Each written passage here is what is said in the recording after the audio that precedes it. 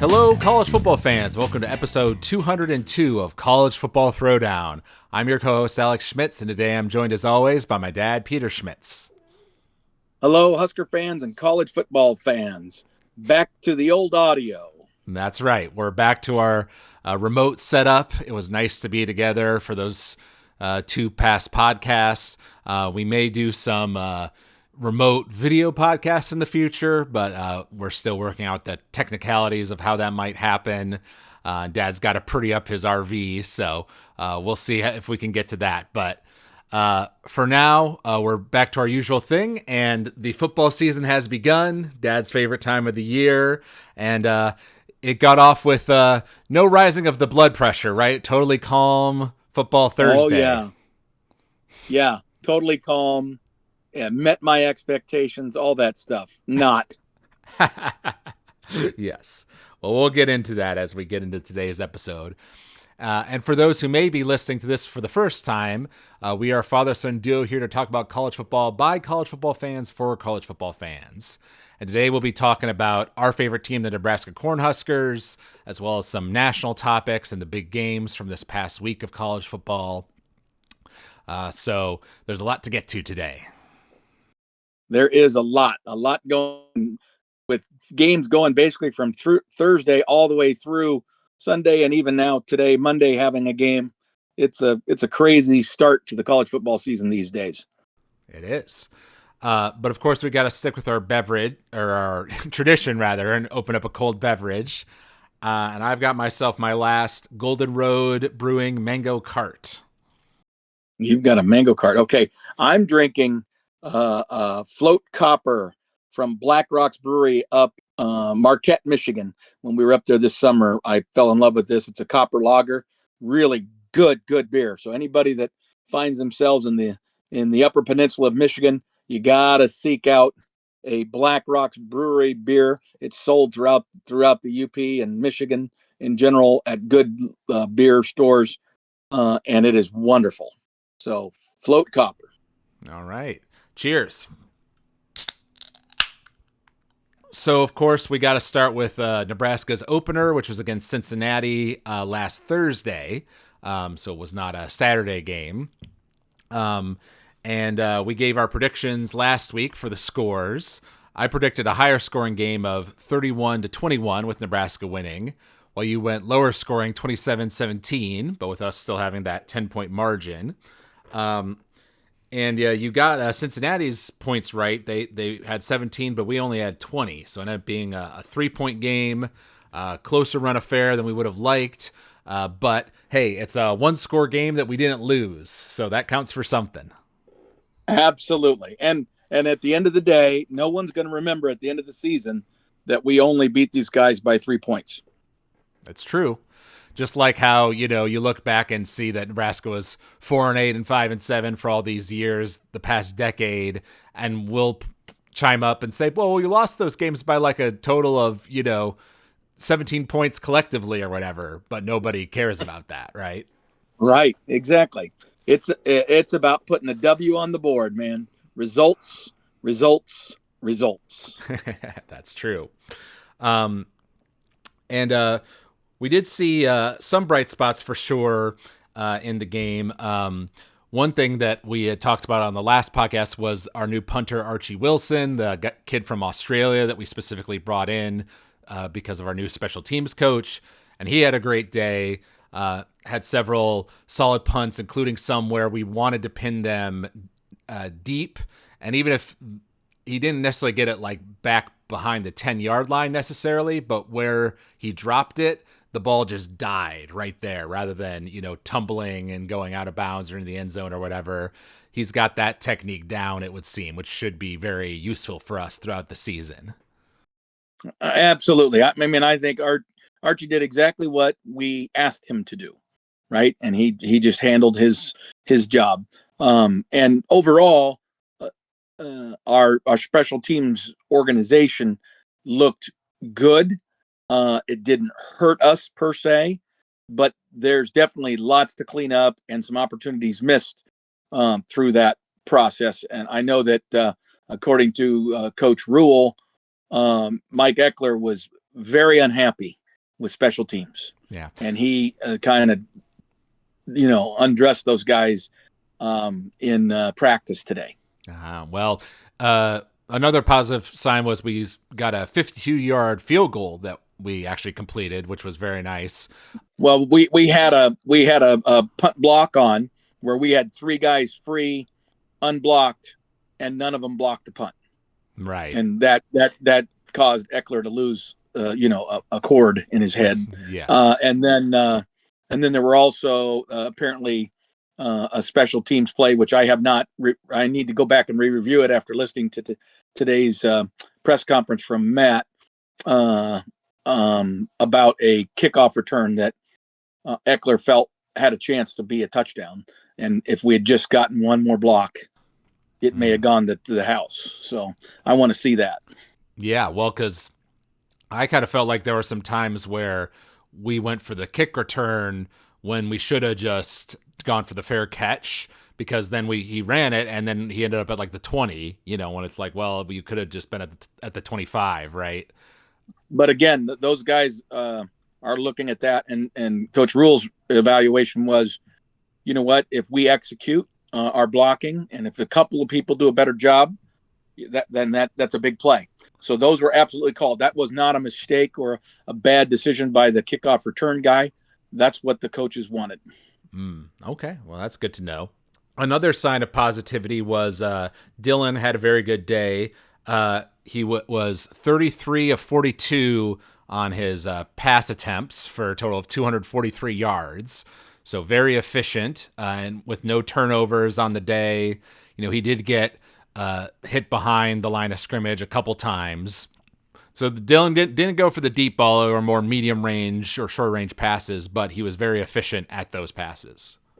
Right. Well, and again, Matt addressed that today in the press conference. And, this is maybe a little CYA on Coach Rule's part to protect to protect Raiola a little bit. But he basically said that, we give Raiola a lot of flexibility. Dylan can change the play whenever he wants, for the most part. He's always got options, and he checked down a few times, right? So there may have been some plays called that would have been deeper or whatever, and that he either chose to throw to the third, option on the passing route structure when he could have gone for the deep ball. He just chose not to do it, and or he changed the play at the line of scrimmage. And I don't know exactly the detail of which, but bottom line is that some of that was Dylan's own choosing, and it was also the game plan going in. They wanted to do the simple things, execute, and the big plays will come. And I guess the thing they were disappointed in is they felt like they had some opportunities to almost became big plays where guys were able to make plays. That's Matt's whole point is we have talent. Our talented players have got to make plays. Right. And you are reminding me, there was one particular play I remember they showed in the replay later in the game where it was like third down, and Dylan was looking right at one of our receivers, and it looked like he was open, like he had a little gap with his defender, and if Dylan had thrown a zippy ball to him, it would have been a first down. But Dylan chose to check down and go for something else, and that didn't end up getting us the first down. So, and I wasn't quite sure why he didn't just throw it to his first guy there. Right. Well, yeah, and that's hard to know right in the moment. There might have been somebody in his face. A lot of times it can look like the receiver's open, but maybe there is a player in between the quarterback and the receiver that makes that harder to see for the quarterback, and or he was worried about something that might have led to an interception. Right. So there's a bunch of decisions going on there very, very quickly for any quarterback, and that's what makes quarterbacking so complicated. Yep. And we mentioned on the previous podcast how Cincinnati's strength was their run defense and their running game, and we did see that because they held us to 113 rushing yards over the course of the game, and they themselves were able to get 202 rushing yards while very much struggling on passing, only having 69 yards across the whole game. The rushing thing is a little bit deceptive in that their quarterback had basically 100 yards rushing, but Right. he had about, 2/3 of that on two or three scrambles out of the pocket, in which um, our defense, the players weren't in the right position to close the gap and tackle him after a short gain. He ended up getting massive gains. So if you kind of take away those quarterback scrambles, our actual line of scrimmage run defense wasn't all that horrible, and that's something that in follow up review, I have to concede. My initial reaction was one of great anger and frustration, and that I believe and I still believe this, we have a problem along our defensive line in a big way. But maybe my concern is subdued a little bit by the reality that these are some assignment mistakes that, if corrected, might lead to a better overall run defense in the future. Yeah. I did listen to Matt's interview on the Pat McAfee show, which apparently he's going to be on that weekly throughout the season. So we'll have that to look forward to after the games. And Yes. he mentioned how Cincinnati runs more of a hurry up offense, which not many teams in the Big Ten run, and how Right. that did kind of catch Nebraska's defense off guard at times. Because there were series where we 3-and-outed them, where it looked like we were in control.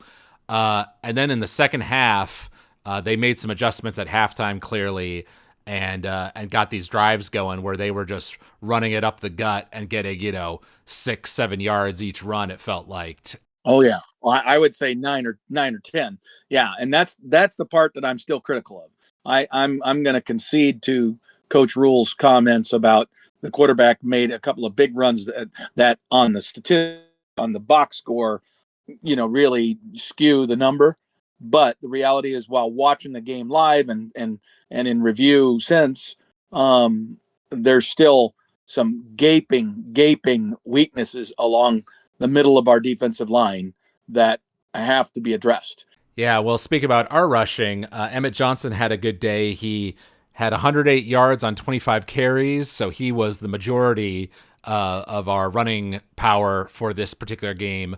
Unfortunately, when we did give the ball to some of our other guys, they didn't necessarily do a whole lot.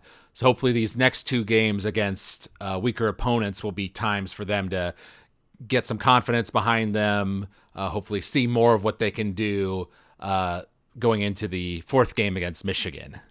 Right. In response to that, Alex, Matt Rule did mention that press conference today as well. And he basically said he wanted to see more of those other backs as well, but Dana Holgerson overruled him. Dana said, no, Johnson is hot. I want to go with him for this game. I want the consistency. And so it really was, those guys didn't have much of an opportunity. They both had just a couple carries. Yep. Well, and Holgerson was right. Emmett was running hot. There were a couple plays I particularly remember where he kept driving his legs even after getting hit for the first time, and that second effort, got us some extra yards and stuff. So I loved seeing that. Yeah, absolutely. But I think he tried to reassure that Mosey and Mackay Nelson are going to get their chances. Right.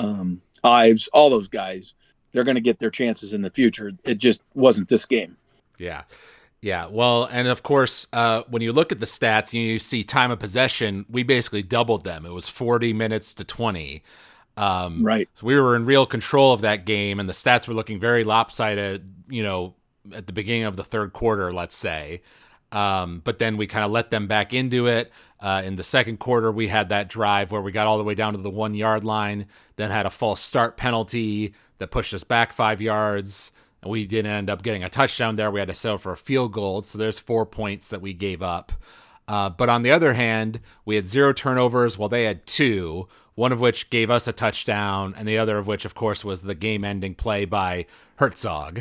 Correct. So, you can't be unhappy with a defense that holds, a power 4 opponent to, less than 300 yards of total offense. And, they threw for 60 some yards or something. So that's pretty darn good. And you're +2 in the turnover. That's also very good. Yeah, no, that's the thing. So, there are positive things to take away here, along with some concerns. But we only had 3 penalties for 27 yards. They came at bad moments, but only 3 penalties on the first game. You can't be too angry about that. And for historical reference, this is the first power non-conference win Nebraska's had away from Lincoln since Washington in 2010. Yep. Bottom line is we have some things to clean up. We're going to have 2 weeks to make ourselves better. We have to take advantage of that, and we'll be talking about that, I'm sure, here shortly. But just to kind of put a bow on this first game, I again believe that the hype train of Nebraska football got ahead of the reality, like it always does, and that's where the reaction from the general populace of Nebraska fans has been quite negative to this game, because we were expecting and we were being told about how great the offensive line was, and yet we still were not able to demonstrate against a team that was less than 500 last year. So, again, don't know how good they're going to be this year, but the reality of the data that the fan base had was this was a Cincinnati team that was less than 500 in the Big 12 last year, and we could not establish a running game. Because again, establishing a running game, and a definition of a Nebraska fan is when I need 4 down, I can line up, mouth it, and get it. When I'm inside the 10-yard line, 9 times out of 10, I can line up and smash the ball and get it in the end zone. We demonstrated an inability in both of those areas in this game. And that is the thing that is a huge red flag for any long-term Nebraska fan. Right. Well, and you can correct me because you know the roster better than I do. Who is our current Ozigbo type running back? Who's our big boy when we need to Yeah. get the 4 yards or whatever? Well, the guy that has the physical size is Quentin Ives, who's our 4th-team running back right now in the depth chart. Now, recall that he's the kid that, they were speaking very highly of him, but then he pulled his hamstring on the first practice of the fall camp. Right. I mean, it was probably 30 minutes into practice, and he pulled his hamstring, and then basically missed and was treated with kid gloves the whole rest of camp. So he's sitting back there without many reps, not ready to really contribute because of his hamstring. But he's the only guy physical size wise that is that guy. I see. Well, that is a problem. So hopefully, maybe later in the season when that's healthier and we're able to play him more aggressively, we can add that in. But that doesn't help us very much now. The other guy who I would have liked to have seen, who also was our fullback, and we probably do need to mention this before we leave this discussion about this game, is Janiran Varner. Janiran has previously been our fullback. I mean, he started at fullback for us 2 years ago when Harburg was our quarterback, and in Matt Rule's first year, and Janiran was a guy that was our designated fullback on the rare occasions that we use a fullback in this new offense with Dana Hogelson. But he was that kind of a guy, physical runner, physical blocker, also in our top rotation of wide receivers, and also played some tight end. So he was a jack of all trades, special teams guy too. So losing him for the season as a result of this game is a huge loss for the team. Yeah. Yeah, that definitely does suck. I know there was one of our linemen also got hurt, but sounds like his injury isn't as bad. I think that is correct. I think he's okay and should be able to play. He is on the depth chart as a starter for this upcoming game. Okay. Well, speaking of, that upcoming game is, of course, against Akron, who's a MAC school. They played their first game against Wyoming and lost 10-0 just recently here. So it's a home game for Nebraska. It's one we should win. Apparently, Vegas says the spread is 34 points, though they're expecting us to absolutely destroy this team. I don't know if that's going to happen, but feels like, it's a good a good game after kind of a shaky start against Cincinnati to kind of steady ourselves and maybe be able to open up the playbook more and play some of those running backs and go for the deep passes and try to get some confidence into the team in those regards. Well, I'm going to say right now, Alex, I hate Las Vegas for doing that. I hate the bookmakers. Seriously, that's absurd. You're talking about a team that could not score a touchdown without requiring a fourth down or some ridiculous, spectacular individual play. We demonstrated no ability to be explosive. None. We had one play that Matt Rule would have defined as an explosive play, and that was one wide receiver pass down the field that was more than 20 yards. I think is there. Maybe it's 25. But bottom line, we had one. We had one explosive play again against a team that, yes, they say this team is going to have a good defense and its strength is against the run, but it was a 500 team last year in the Big 12. And they go, and the Vegas people go from that to a 34, 35 point. That's freaking 5 touchdowns, right? I mean, come on. That's absurd. Yes, I agree. I wouldn't have put it that high, certainly, but well, then where this matters is we're destined to be below expectations, perception-wise, because unless we go out there and just annihilate this Akron team and beat them 55-7, then we will have underachieved because we were supposed to beat them by 35 points. I mean, let's not forget, though, they're trying to get people to bet money on Akron, right? That's why they're making the point spread so ridiculous. If we beat them, say, by 21 points, I don't think anyone in the national media is going to be like, oh, Nebraska, so disappointing. Like that this is a worry sign. Like if we beat them by 21 points, no one will make a big deal out of it, but no one will make a stink about it either. It'll be a whatever situation. I would agree with you, and I wouldn't be surprised to see that margin drop precipitously as we approach the game. Yes, but I'll go ahead and give a prediction here. I do think we will score some points. Hopefully, it's a situation where we have enough of a lead by the third quarter where we can sub out our guys and start bringing in the second and third team guys, get them some reps, because that's always good to do here early in the year. So as a result of that, I don't think we're going to rack up the score. I think if Matt has the opportunity to, he's talked in the past about how he likes playing the second and third string guys. He likes getting that depth involved. So I don't think we're going to run up the score, but I think we will be in control of the game. So let's say it is, 31 Nebraska to 10 Akron. I'll go with that 21 points I mentioned. And I'm going to do 35-17. Around the same then? Yeah, I mean, so we're thinking kind of the same. And like say, I think, if we do well and we play clean, that's the biggest thing for me in this game is, like you described in the first game, we really didn't have that many penalties, even though the ones we did have were very, very untimely. We didn't have a ton of them. I have a feeling that we are going to be more susceptible to having a 9 or 10 penalty kind of game in this first game in Memorial Stadium. We're a young team and lots of new starters, and they're going to be very, very hyped and excited because it's the first home game and the atmosphere. It's a night game in Lincoln, so it's going to be hype city.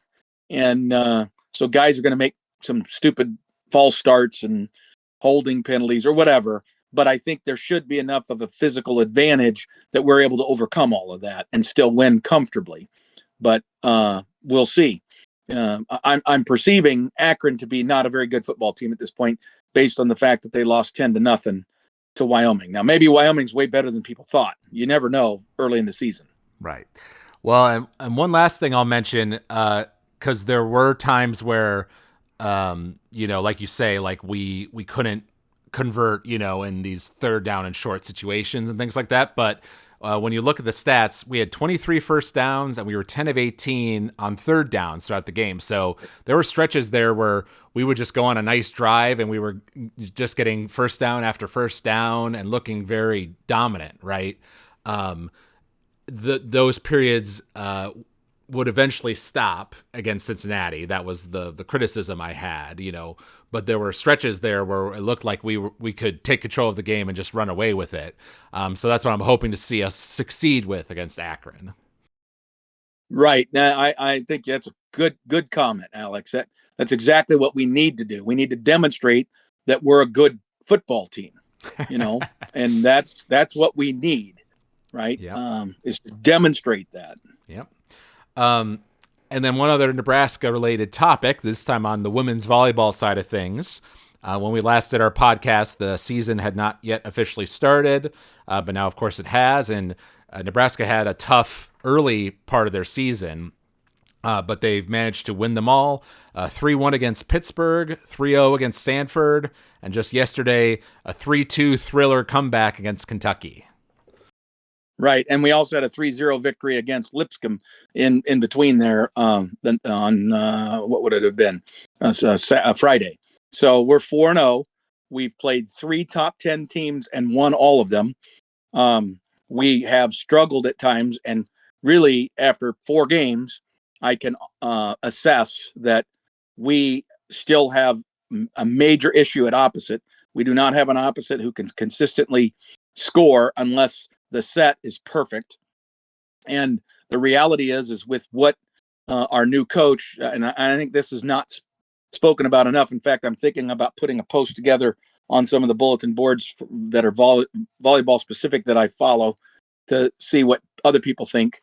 But I think an underreported issue with the volleyball team is that Danny Busboom Kelly has ushered in her philosophy of offense, and it is an attempt to move faster.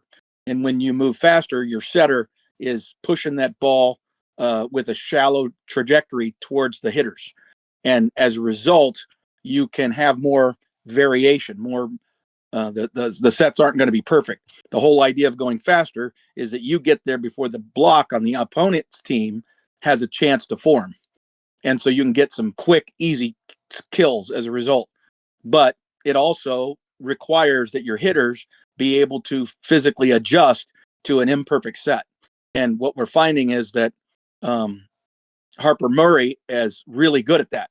She has enough athleticism and she can just adjust, and she's got a very limber, approach that allows her to adjust to this variation. And she's really, kicking tail on these faster sets because she's not having to hit into formed blocks as much, where our opposites are really struggling with that. And even our middles are going to have lower hit percentages. They're going to score a lot more kills because they're getting set a lot more, but their percentage is going to be reduced because of the imperfect nature of the sets. Yeah, but, even if it's, like you say, the hitting percentage is lower, if you're getting more kills, right, that's raw points. So in the calculus, you're willing to take that trade. Well, and that's exactly the philosophy, right? That's DBK's philosophy. It does set you up to be susceptible to a game like we just had against an extremely talented Kentucky team. That team played lights out defense. I mean, there were probably 10 attacks that Nebraska hit that against almost any other team except maybe Kentucky and 2 other teams in the country would those have been anything but a kill. Okay, but Kentucky's defense was phenomenal, and they dug them, and those rallies continued, and it shocked Nebraska's team on more than one occasion. So it was a great learning experience. The fact that they could have that kind of a challenge and a learning experience and still come away with a victory is like the perfect set of circumstances, I would think, for DBK. She was just able to demonstrate to them all kinds of things. Hey, you know what? I've been bragging all season about you guys and your depth.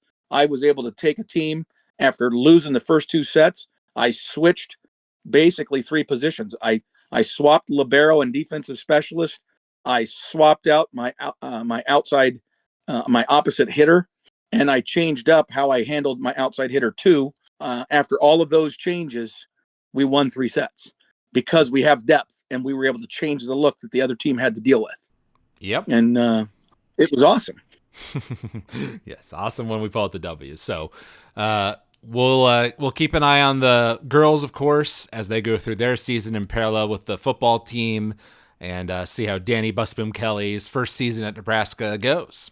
The nice thing is that the next match that I think is going to be a really big challenge for Nebraska is going to be the Creighton match. Creighton just beat KU, who a KU team who I think very highly of, and who took both Penn State and Wisconsin to 5 sets each. Lost those 2 matches, but gave Wisconsin and Penn State everything they had, and then Creighton turns around and beats them in a 5-set thriller as well. So Creighton's a very good volleyball team, and we're going to be playing them here in the middle. We've got a few more warm-up games before we get to that Creighton match, and your mom and I are going to be there in Omaha at the Chi Center, probably with 10,000 of our closest Husker friends, and watching a great match in Omaha. Yeah. All right. So now we're going to transition into the national side of the football conversation. And one big piece of news that's happened since we last did the podcast is that the SEC presidents officially announced that they will be switching to a 9 conference game season starting in 2026. That has been a major talking point of this podcast since the very beginning. As we said in the 200th episode, all the way back in 2015, we were talking about how the SEC should go to 9 conference games. And so now they finally have. Personally, I think that is part of the backroom negotiations that have been happening for the college football playoff, because we've heard that the Big Ten has refused to budge on certain things unless the SEC switched up to 9 conference games. So maybe they decided it was finally time to do that, both for the playoff and for revenue in general, because obviously it gives them another major revenue-generating game throughout the season. But what were your reactions when you heard that news? I didn't believe it. I mean, I think you were one of the first ones to reach out to me about it. And I'm like, I'll believe it when I see it. That's just some bogus. I thought it might be some AI generated post just to stir the pot and be a troll. But now I think we've pretty much confirmed that it is officially going to happen. I'm thrilled to say that. But long time coming. I think now we can start having some serious conversations about a playoff setup that has a little bit more equitable measure and a selection process that makes more sense. And I really am hopeful that there's some way that we can, give positions to, the top teams in each conference. Maybe you don't do the 4-4 that was popular, or presented by the Big Ten earlier, but something like that, where at least half of these playoff positions are predetermined by play on the field within the conferences, so that those decisions are not made. And that would obviously be the top teams in each one of those conferences, right? So then you're making your decisions about who the other participants are in the playoff based on data, but you're not picking the top 8. The top 8 are predetermined. Right. As an example. Yeah, well, yeah. I think we've heard discussions of, like you say, about like 4 from the Big Ten, 4 from the SEC, and then 2 and 2 from the other 2 conferences, which then leaves you with 12 of a 16, already selected or what have you. But I think that might be too much, maybe too much pre-selected. But the pushback, of course, is the other 2 power conferences, i.e. Big 12 and the ACC, are not going to willingly accept that they only get half of the pre-established, entries that the Big 10 and the SEC get. Right. But the reality is that the Big 10 and the SEC are conferences that have more of the teams that are likely to be in that top group in terms of true talent. The problem is when they're playing those Big 10 and SEC schedules, especially with SEC going to 9 games, you could potentially have a bunch of Big 12 and ACC schools getting in because their record is better. Right. Which does get into that strength of record or whatever it was, that new metric that the playoff committee said they were adding into their calculations that presumably will reward the teams that have the better strength of schedule, even if their win-loss record is worse. but we don't put too much stock in that. Well, I agree with you, Alex, that I don't think we want to take too much stock in that. And the less we are relying on these computer calculations and a human committee that has demonstrated their inability to do that, I would like it to be based on performance in the field, i.e., positioning within their individual conferences. And then you have a few wild cards, if you will, much like the NFL playoff system. Right. I agree. But yeah, hey, 9 conference games for the SEC. We're happy about that. One other fun thing, which we mentioned previously, is how this past Saturday, the college football game day by ESPN, that was Lee Corso's final time hosting on that particular program. They did a lot of cool tributes to him. One fun thing I read today is that he went 6-6 on his final picks. I think it said if you bet $100 on what Lee Corso was saying, you would have won like $10,000. So good way to go out for Lee. Yes, exactly. Yeah, exactly. And I saw they did a little, early prediction for the CFP for this year. And he predicted that LSU versus Penn State would be the national championship game and that LSU would win it. So let's see if he's proven right on that one. Interesting. Yeah. Well, you know what? Those are some bold picks, right? I would say the Penn State pick is somewhat of a popular pick, so that might be more chalk based on coming into the season. Although history says Penn State will find a way to lose, especially under Franklin. And then LSU, same way. I would say LSU is even a less likely candidate with Georgia and some of the other teams in the SEC being as good as they are.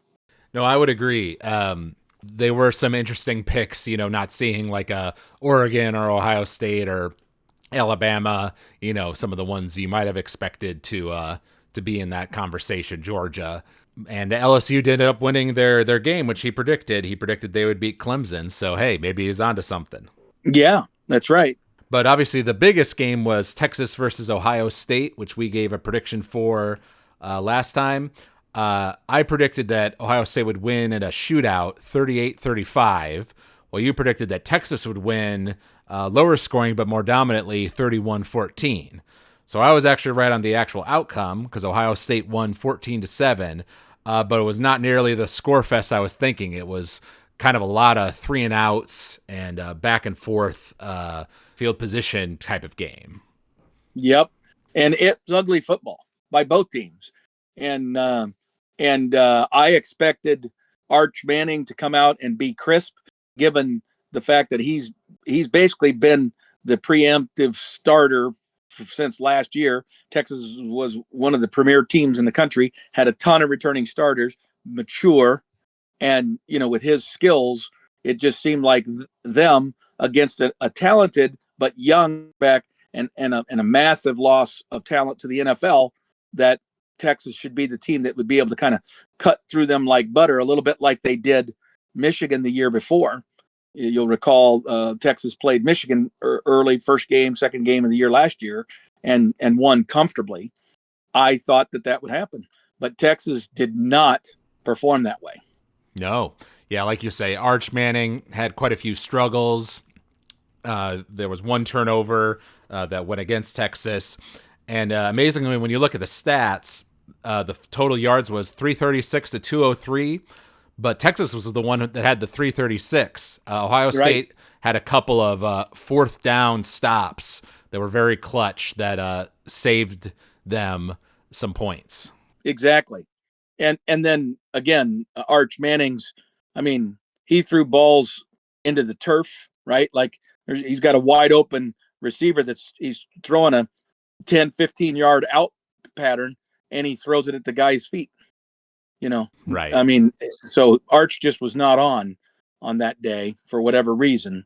I'm sure he'll play better in future games, but he simply wasn't all together for that game. And you got to credit Ohio State's defense for maybe making some of that happen, right? Yep. Well, and Texas actually went on a drive at the end of the game because Ohio State couldn't put it away with their offense, just trying to kill clock. So they punted, and Texas had a chance to drive it down and score and tie the game, right? But they couldn't quite make it happen. Right. Exactly. So, but I'm happy. Yeah. I'm happy with that result. I'm happy for the Big Ten to get a signature win like that in a non-conference, especially against an SEC, favorite. And of course, anytime that Texas loses, I'm happy. I was going to say it was a good weekend for your traditional Nebraska fans because Texas lost, Alabama lost, and Colorado lost. So, yeah, that's good. Yeah, I guess the one caveat to that is that Miami beat Notre Dame, and Nebraska fans, of course, hate Miami from back in the day. So that's the one thing that didn't go your way. Right, that's right. Well, and that is surprising. We didn't pick that game, I don't think, but I would have thought Notre Dame would have won that game. But that was at Miami, if I remember correctly. Yes, I believe so. Home field still matters. It does.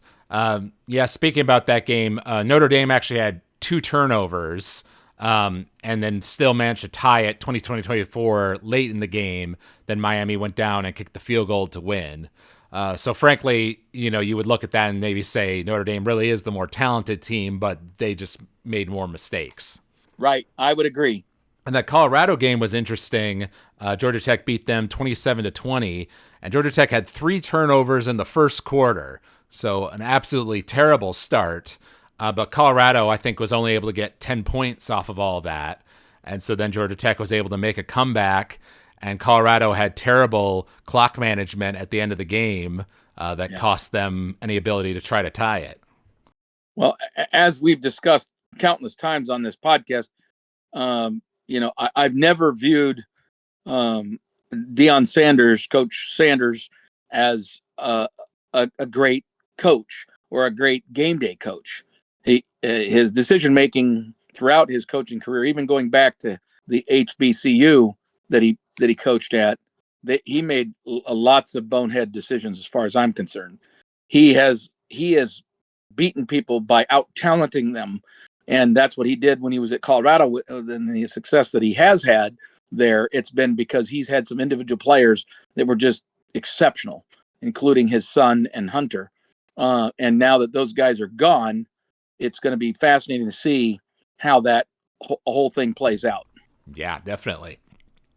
And perhaps the most surprising game was Florida State versus Alabama. Alabama coming in ranked 8th in the preseason polls, and Florida State beat them 31-17. I watched the highlights of that game. Alabama had a lot of missed tackles, and Florida State's quarterback, Castellanos, had a very good game. They got some 4th down stops on Alabama in terms of their defense. I know you've said before that Kalen DeBoer is not going anywhere, but I think there's definitely some consternation down there with the Crimson Tide. Oh, yeah. Well, if there is a fan base that I would describe, there's a few of them that were as rabid and absolutely lose your mind and perspective fan bases like Nebraska, then Alabama would be right there. And they will not be happy at all with that kind of performance. Not at all. And so it's going to be important for the board to, right this ship like in a hurry, or you are correct. The sound of anger and, demand of his head will escalate so fast it's not funny if he doesn't rectify this situation like right now. Okay. So I will concede that my point was they're going to give him some time because I know he's a good coach, and I still believe that. But this performance didn't help him.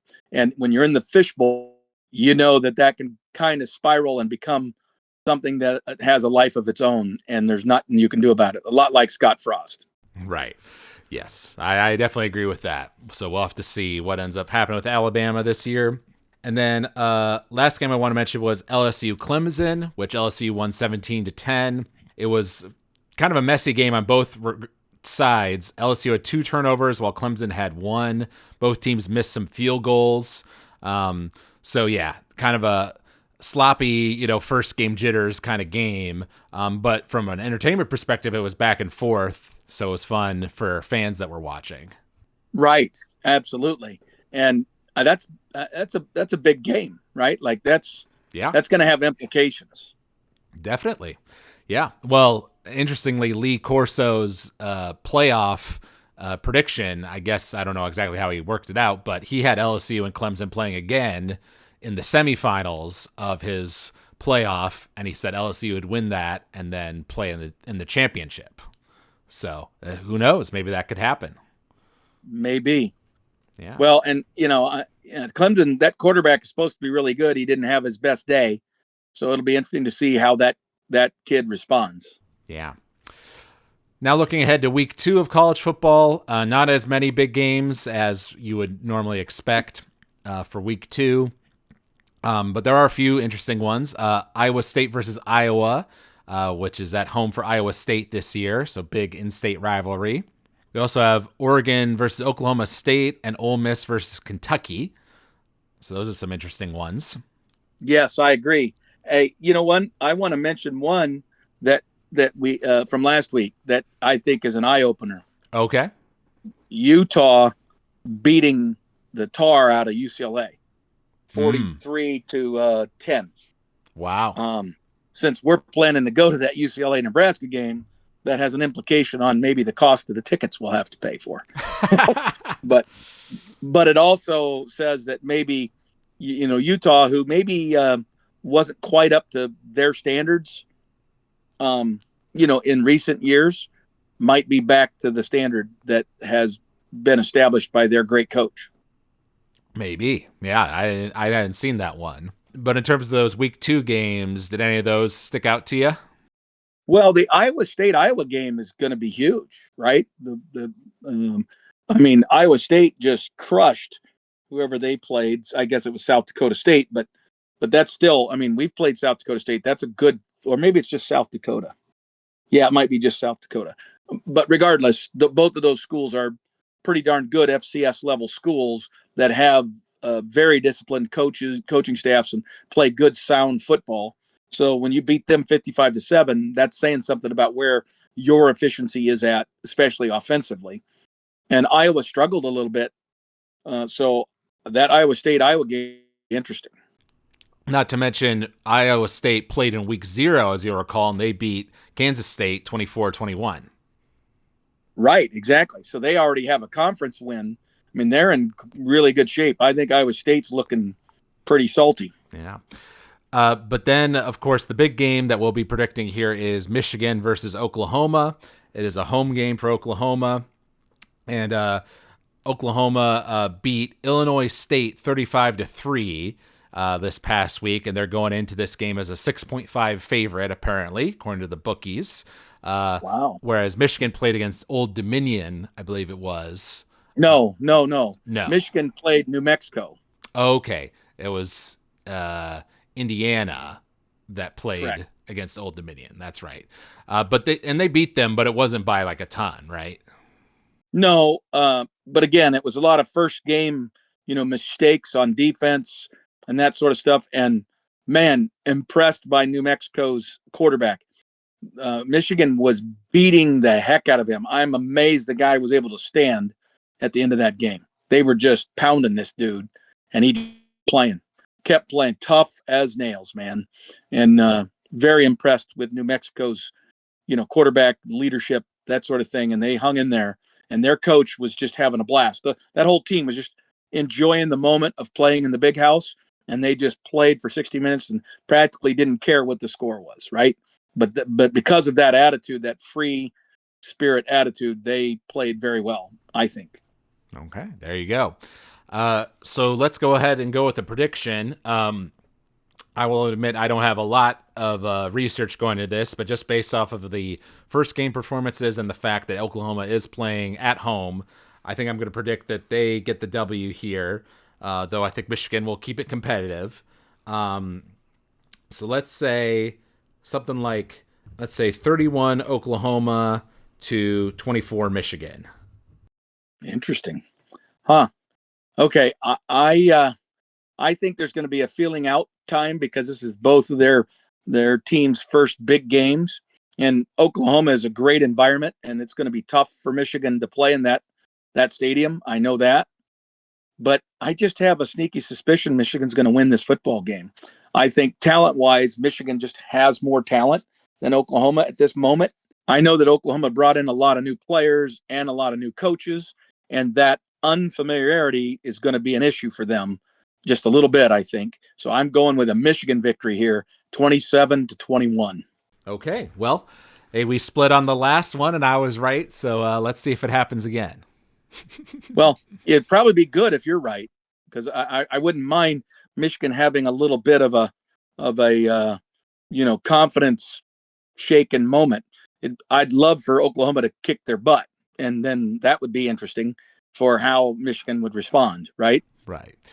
Though that's a gamble, though, right? Because sometimes a team when a team loses, that refocuses them and makes them better going forward. Correct. I agree. But I also think that a victory over a highly ranked Oklahoma squad will also be the sky's the limit confidence builder for a Michigan football team that's still trying to figure itself out. Yeah, you may be right there. All right. Well, that was a fun first episode of the season for College Football Throwdown. Now that we're in the 200s, if you can believe that. Yeah. Well, it's our second one. We predicted, the first game already. So. Well, yeah. You know what I mean, though. Now we're actually in the meat of the season. Right. Into the heart of the season with lots of games to talk about. It was a good weekend of football, too. It was. Yeah, definitely. A lot of good games to kick things off. So we'll see. Obviously we'll be rooting for our Huskers. We're hoping for a 3-0 start going into that Michigan game. I know your confidence was shaken in terms of our ability to actually win against Michigan. But like you say, who knows how the next 2 weeks play out. Right. We'll see. We'll see how that defensive line plays in these next 2 weeks. The defensive line and the offensive line, that's going to be my huge focus. All right. Well, we hope you all out there enjoyed listening to this episode. You can email us if you like at collegefootballthrowdown@gmail.com, our new email address. You can also follow us if you search for College Football Throwdown on Apple Podcasts or Spotify, or on our new YouTube channel just called College Football Throwdown. So you can leave us a rating or review there or a comment. We always love hearing feedback from the fans. So thank you out there for listening, and thank you, Dad, for joining me for this episode. Until next time, go Big Red.